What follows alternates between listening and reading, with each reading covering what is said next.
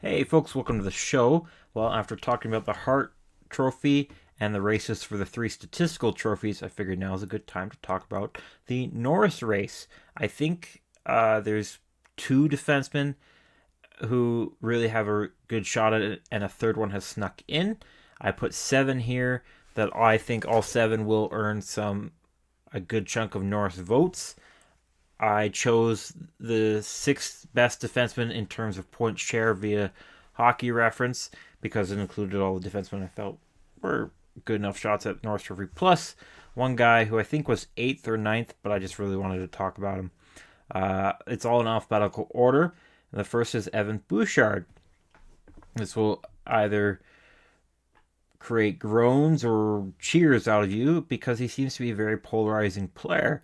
Watching him, I think he's somewhere in the middle between those who praise him and those who insult him. And that middle is still very, very good.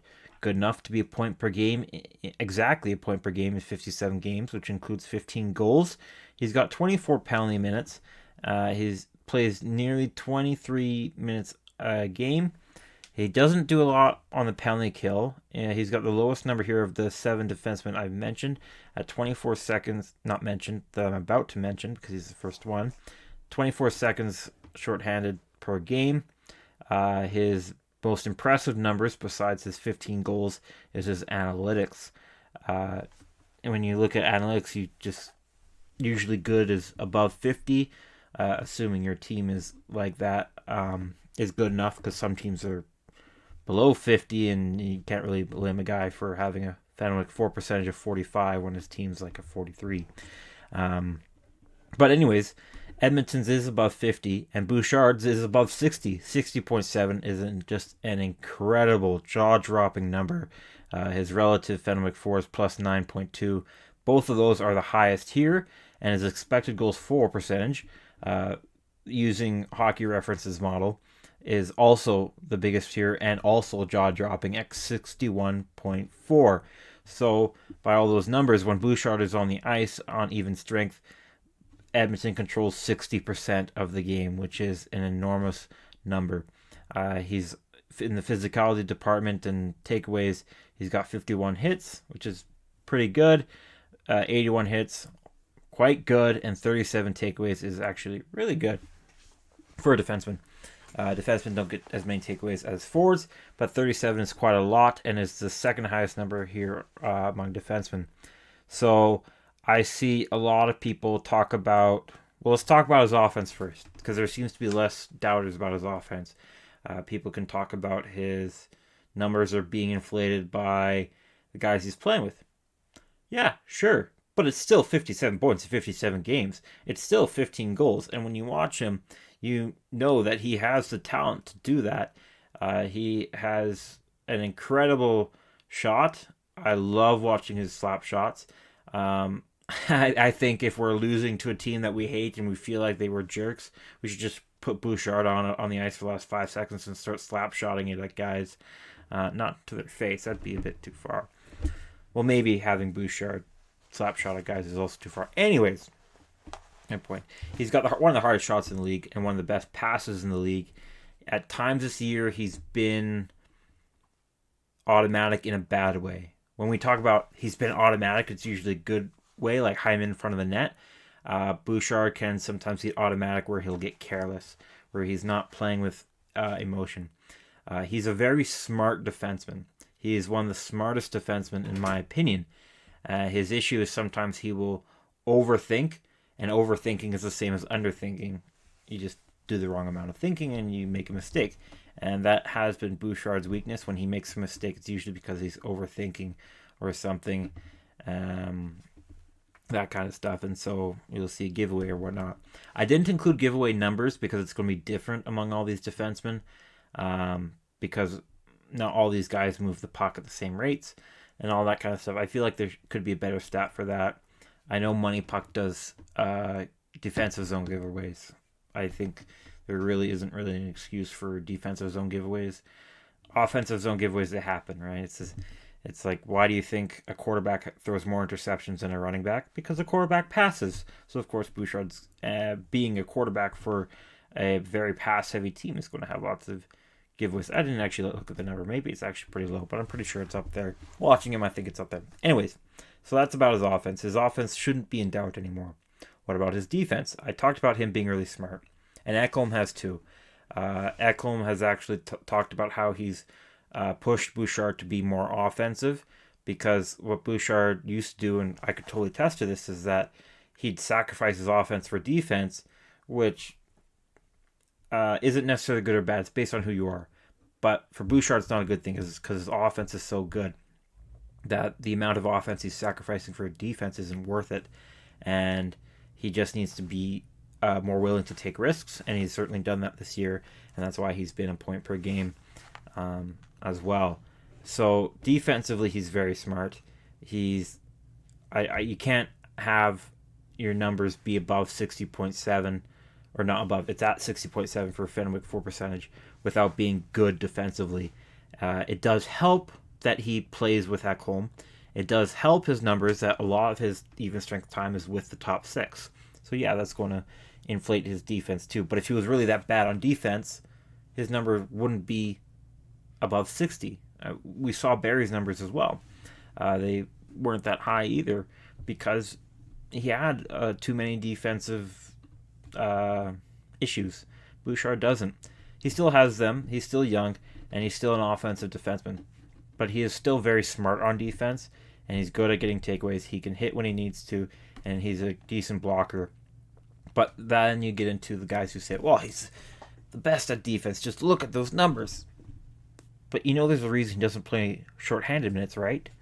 Because he's not a shutdown defenseman. When you watch him, he doesn't shut down a deep play. He can a few times, but he's not reliable at that like Ekholm is or Desharnais. It's Bouchard's just more smart defensively than he is skillful defensively, is how I'll put it. So that's my opinion on him. His even strength defense is, I wouldn't put it elite, but it's his even strength numbers are elite defensively. But going forward, I think he's very good defensively. He can play on the penalty kill, but he's not great on the penalty kill. We have some really good penalty killers, and you might as well not waste his minutes on the penalty kill when you could just put him on the power play again, or even strength. I don't think I'm going to talk this long about other defensemen because I've watched Bouchard more, and there seems to be a lot more discussion on Bouchard, and that's my opinion of him. But I don't think he's going to win the Norris. I think he's going to get some votes. I think he should get some votes. I don't think anybody will give him a first place vote or a second. Third, maybe. But he should get some fourth and fifth. Next is Noah Dobson. He's been very impressive. 61 points in 59 games is no small feat, whether you're a forward or a defenseman. But it's especially impressive that he's a defenseman, and especially impressive that he does it on the New York Islanders, who are scoring more than they usually do, but are still a defensive first team. Dobson has 54 assists, 24 penalty minutes. He plays not well over, but 25 minutes a game. That's a lot. He spends quite a bit of time shorthanded. His analytics are all right. They are below 50, but that's kind of par for the course for the Islanders. They're a bit better when Dobson is on the ice. Not a bit, but notably. 3.1 Fenwick 4 is notable. Expected goals for is just about even. Dobson has been a really good hitter. He's been an excellent blocker. 141 blocks in 59 games. And 26 takeaways is quite good for a defenseman. Like Bouchard, I don't think he'll get many. He might get more third place votes than Bouchard, just because Dobson's presence on offense is more needed than Bouchard. But at the same time, Bouchard has double Dobson's goals. So either way, I think they're in the same tier right now, even though they're not the exact same kind of players. They both play a similar role. Dobson's role is bigger, so I think he's doing a bit better, not just because of a bigger role, but because he's been good in the bigger role. And again, he's not playing with Bouchard or not. He's not playing with McDavid or Drysdale or any of that. Anyways, but I don't think he'll get any top 2 votes. But again, he might. Any of these guys might. Next is Forsling. He wasn't as high in point share as these other guys. As you can see, he's at 7.9. But I wanted to include him because he has been one of, if not the best defensive defenseman in the league, as I mentioned in the last video about the Jennings Trophy when I was talking about Panthers and their ability to not allow goals. So Forsling's 28 points in 59 games will probably hold him back from a lot of Norris votes, but he is a plus 39. He's the reason I included plus minus, because I don't remember if I mentioned this in this take or the last one, but I don't look at plus minus a lot. Most people don't anymore, but I still look at it here and there, and I will use it when it comes to extremely high or extremely low numbers, because I don't think you can be a bad player and be at plus 39 in 59 games when you're playing a lot of minutes. He's not playing as many minutes as the rest of the guys here. I'll get to that, but yeah, plus 39 is really awesome. He's got 39 penalty minutes, and then now to his time on ice. Most of it is defensive, because he is a defensive defenseman who just happens to be decent with the puck. He's just under 22 minutes a game, which I like his offense. I think will hold him back in any Norris voting. His 3 minutes on shorthanded time is quite a lot. His even strength defense, as seen in his Fenwick 4 percentage, is very good, at over 55%, as well as for expected goals for. He's been a good hitter and a decent blocker as well, and he's got 26 takeaways. I think, like I said, I think he's been one of the best, if not the best, defensive defenseman on the year. I do plan on doing a video about that for the Rod Langway Award, we'll call it. I know it's something THG has been clamoring for, and a lot of people have. But I just wanted to talk about him. I don't think he'll get top 3 votes, but he should get some 4th and 5th place votes. Now, keeping in Florida and keeping with Swedes, it's Victor Hedman. He's had quite the bounce-back season, offensively at least. Defensively, he's still been good. Not as good as he used to be, but he's still been good defensively. He's a point per game in 60 games, 10 of which are goals. He's got 56 penalty minutes. I mentioned penalty minutes just because I don't care about them too much, except I will talk about them more in depth with Cale Makar, but they're just more there just for interest. Nearly 25 minutes a game, very impressive at his age. Just over 2 of those minutes are spent shorthanded, and his advanced stats are kind of average, similar to Dobson's. They're not excellent, they're not bad either. Hedman's put up 50 hits so far in 60 games. I should note that all these stats were as of this morning, so none of them have been updated for Saturday, March 3rd. Hedman has 79 blocks. 19 takeaways is tied for the lowest number on here, but it's not bad for a defenseman. Again, when you're point per game, especially being a good shorthanded player and decent analytics, you'll certainly get votes. And Hedman's also got some of that name brand. Now, these last 3 guys are all guys who I imagine will take up the majority of the top 3 votes. Quinn Hughes, who has been leading the charge for most of the year, most notably by the 70 points in 62 games, 12 of which are goals. He's also a plus 30. He's no longer leading in the plus minus department thanks to a bad stretch by Vancouver lately. Bad as in bad by Vancouver. I was going to say by Vancouver terms, but usually Vancouver terms in the last few years has been losing, but it's not. Good for them. And a lot of that is Quinn Hughes. Quinn Hughes has been amazing. I like Quinn Hughes a lot. He's got the highest point share here, according to Money Puck at 10.5. He plays nearly 25 minutes a game. Not a lot of it shorthanded, 44 seconds a game. He's got very good analytics with 53.4 Fenwick 4 percentage and plus 5.7 relative. He's not a physical guy, though, which might hold back some of the voting. 22 hits and only 39 blocks, but he does get lots of takeaways, 33. So my opinion on him is obviously the offense is there. The talent is there. You can't argue with 70 points in 62 games, and watching him, you can't argue it either. He is very smart defensively. He doesn't make too many mistakes. I don't watch him enough to have like a certain opinion on him like I do with Bouchard, but I did feel like talking about him because I think it's his defense is worth talking about. He's one of those guys where his offense is so good that people think his defense is bad. I understand why that thought process is there, because it happens a lot where a defenseman focuses a bit too much more on offense than defense. But I don't think Quinn Hughes is one of those guys. And he's talked about him himself ever since last year. He said, I'm good at defense. And I think he did become very good on defense last year. I don't think he was ever like really bad, but it was just, part of growing and acclimating to the NHL. I think his lack of shorthanded time, in my opinion, I'm not sure how much voters put stock into shorthanded time, but in my opinion, I think that might hold him back from me putting him as number one. But it's very close. Right now, I'd put him at number two. Number three, I would put is Roman Josi, who has quietly put himself into the Norris race once again. He's no stranger to this race. He's at 60 points in 61 games, 15 goals, 31 penalty minutes. He's also playing just over 24 minutes a game. Does not contribute much shorthanded, but we know he can, but that doesn't matter to me. You got to do it, right? You get what I'm saying.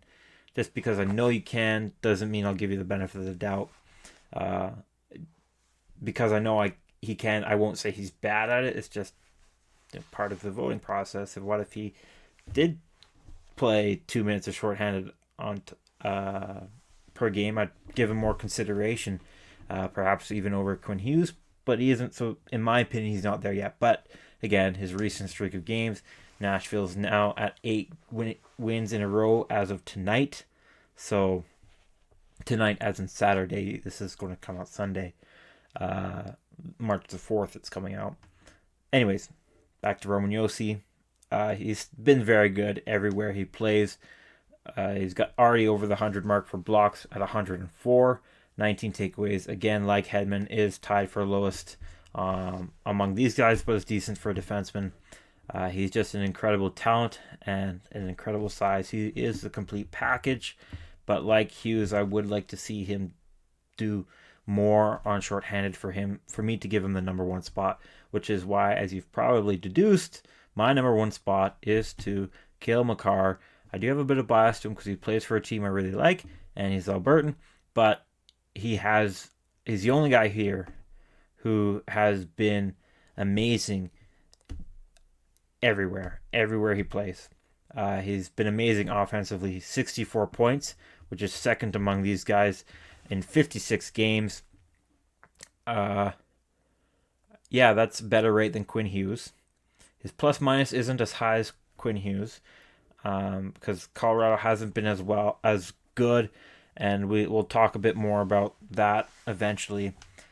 Cale Makar has 12 penalty minutes, and this is the real reason I brought up penalty minutes, because Cale Makar is so good defensively and he's also a good hitter. He doesn't hit as much this year, but he's a very capable hitter as well, that I thought his penalty minutes would be at least past 20, but he's kept it below 20, so good on him there. He plays over 25 minutes a game, very heavy workload, and that includes a lot of minutes shorthanded. Nearly 3 minutes. He's at 2 minutes and 49 seconds per game. His analytics aren't elite. They have been in years past, but this year it's still pretty good. 52.7% of the shots are controlled by the Avs while he's on the ice. Relatively, that's decent for Colorado. For a Colorado player, I mean, he's at plus 1.2 relative. His expected goals for percentage via hockey puck is 53.4, another decent number. 29 hits, in my opinion, well, not just my opinion, just looking at his stats, is a bit low for him, but still good. He's been an excellent blocker at 107, and most notably, he's at 50 takeaways. That is among the leaders of the league. I think Jacob Slavin has more than him. I think he leads the league in takeaways by defensemen.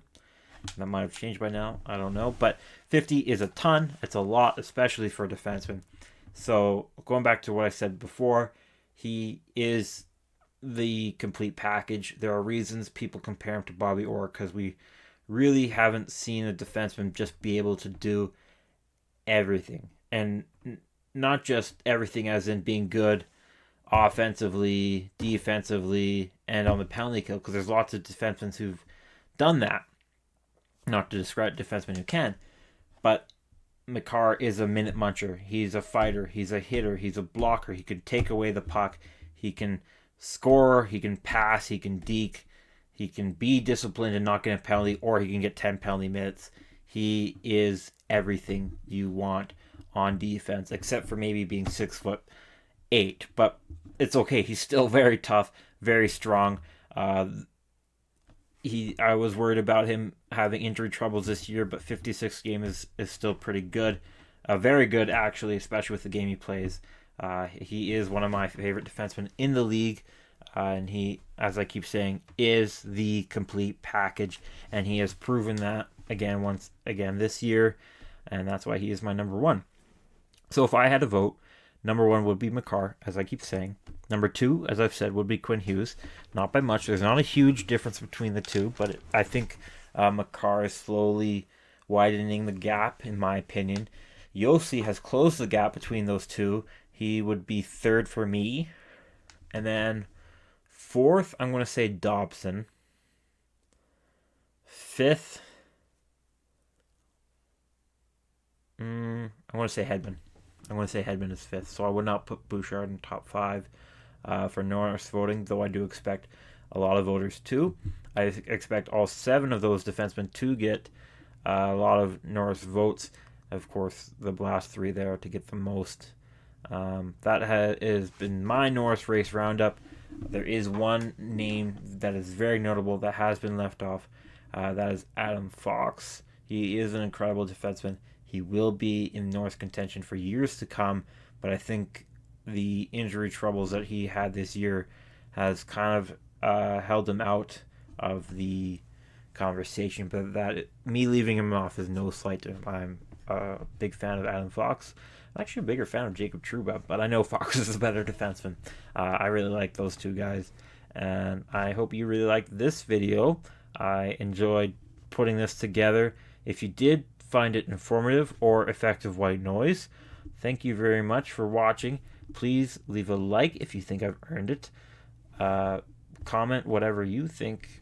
Just whatever you think. I'd appreciate that. I'd also super appreciate it if you subscribe and turn on the bell for notifications so that you'd be notified whenever I put out a new video. Thank you again so much for watching. I really appreciate it. And I will see you when I see you.